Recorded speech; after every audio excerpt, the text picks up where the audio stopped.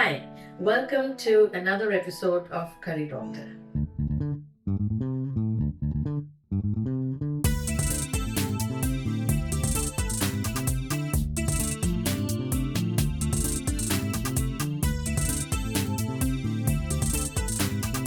It's autumn and it's pumpkin season.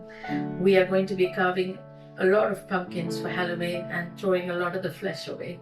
So I'm going to show you a Thai flavored soup using pumpkin and some sweet potato to give a lot of body to the soup. The base of the soup is going to be coconut milk, of course, and we'll be using a lot of fresh Thai herbs and spices. So let's get cooking. For the soup, I'm going to use half a medium-sized pumpkin, a couple of sweet potatoes, about 7 or 8 shallots. Shallots are sweeter and milder than normal onions. Of course, if you can't get shallots, you can always use a couple of medium-sized onions. 2 or 3 cloves of garlic, a 1-inch piece size of ginger, a similar size of galangal, 2 sticks of lemongrass, a couple of bird's-eye chillies, a couple of kaffir lime leaves, some nutritional yeast to give the umami flavor, a can of coconut milk, and tom yum paste. You can get ready-made tom yum paste nearly in all supermarkets now. We'll be adding about a teaspoon of the tom yum paste to give the soup an extra Thai flavor. Peel and thinly slice a handful of shallots. You can always use red or white onions. For Thai dishes, they usually use shallots, which are quite sweet and mild. Cut the galangal into thick slices and bruise them to release the flavor. If you leave them as chunks, it'll be easy to take them out at the end. Do the same with the ginger. The galangal and ginger will give depth and flavor to the soup. Finely chop 2 to 3 cloves of garlic. Bruise 2 sticks of lemongrass. Leave them whole so that they can be taken out easily at the end. Lemongrass is very essential when making a Thai dish. Finely chop a couple of bird's-eye chillies. If you would like more heat, you can always add more. I'm using half of a medium-sized pumpkin. This soup will easily serve 2 to 3 people. Cut the pumpkin into thick slices. Take the seeds and the skin off and cut into chunks. Peel and cut the sweet potato as well into chunks. Now that all the veg has been prepped, let's get cooking!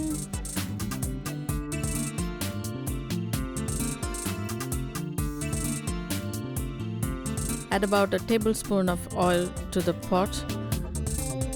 Once the oil is hot, add the chopped shallots, followed by the garlic, chilies, galangal, and ginger. And don't forget the kaffir lime leaves. Chuck in the diced pumpkin and sweet potato.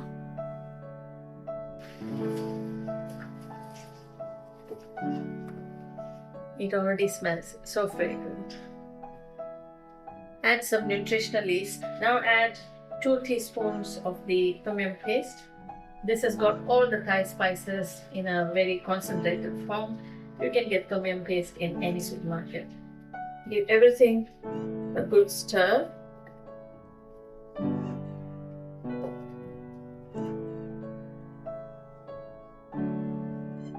Add some salt to taste and enough water to cover the vegetables. You can always add some more water later on if needed. Give it a good stir.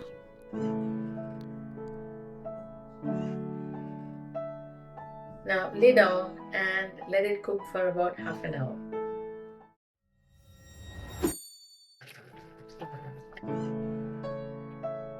It smells absolutely divine. The whole kitchen is perfumed with the spices. You can smell the lime leaves, the lemongrass, the galangal. I can't wait to taste the soup.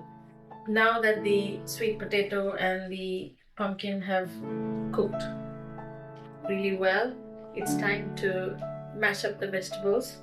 We need to remove all the whole spices so that we don't bite into them.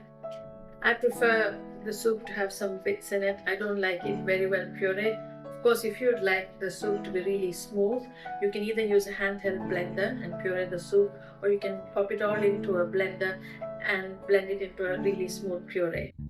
Once you've removed the chunks of galangal and ginger, mash the vegetables really well. And now it's time to add the coconut milk. The coconut milk will give the soup a nice creamy consistency. If the soup is a little bit thick at this stage, you can always add some water. Give it a good stir. It's important not to boil the soup too much once you've added the coconut milk to stop it from splitting. And now garnish with some fresh coriander leaves.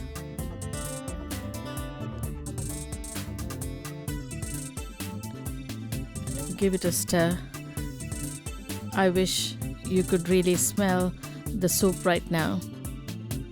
It is so fragrant and looks so delicious.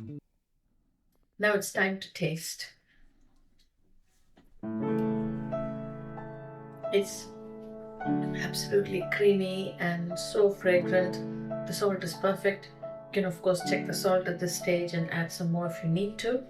You can serve the soup with some nice crusty bread, but if you're a rice addict like me, you can just add a bit of cooked rice to the soup and enjoy. It's so good. This is a really good way of using up all your Halloween pumpkins. Thank you for watching this video. If you like this recipe and you would like to see some more quick and easy recipes like this, please subscribe to Curry Doctor and like and share this video.